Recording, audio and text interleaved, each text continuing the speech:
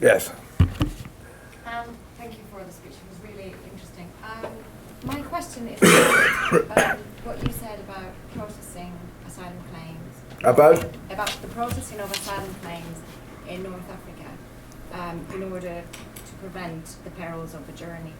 And to me, to my eyes, there are implications to that are quite dangerous from the perspective of international human rights law and international refugee law, because there is a right to seek asylum, and there is a right to actually be able to put an asylum claim which is following certain procedural guarantees. So I see the danger of something like this, but if you look at the example of Australia, strikes as quite alarming.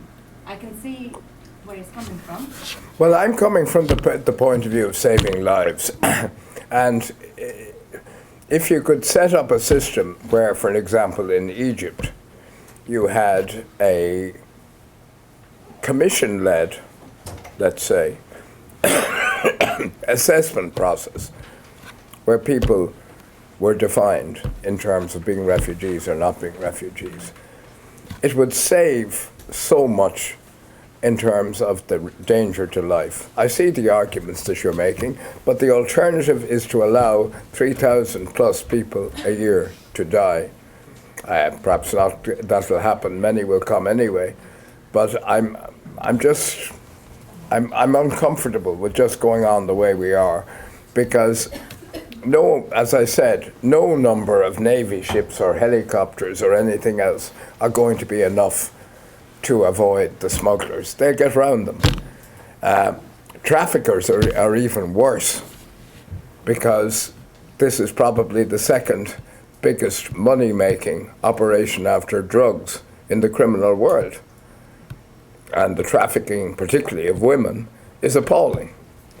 And they get their way around almost anything.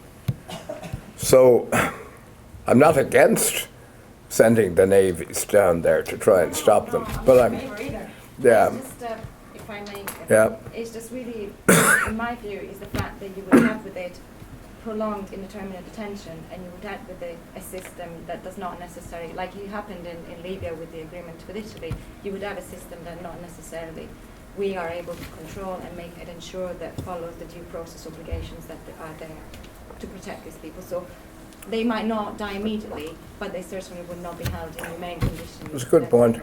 So it's very... Yeah, no, it's not. I agree. Not easy. I see your point, and it's valid.